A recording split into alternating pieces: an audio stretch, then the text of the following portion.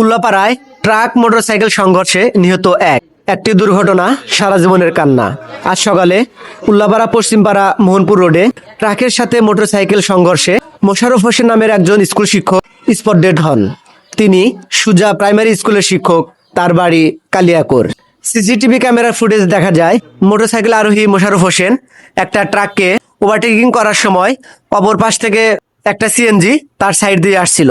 CNG যখন হোন্ডার সামনাসামনি চলে আসে তখন এক পাশে সিএনজি, অন্য পাশে ট্রাক থাকায় তিনি আর কোনো রাস্তা না পেয়ে ট্রাক এবং সিএনজির চিপায় পড়ে সেখানেই তিনি মোটরসাইকেল হয়তো ব্রেক করেন আর ওখানেই তিনি পড়ে যান। আর এই পড়ে যাওয়ার সাথে সাথে তিনি দুর্ঘটনার শিকার হন।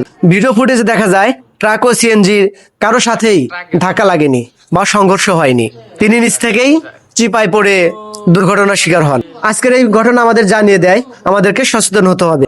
শুধু মোটরসাইকেল চালালেই হবে না, আমাদেরকে সব দিক বিবেচনা করে সচেতন হতে হবে।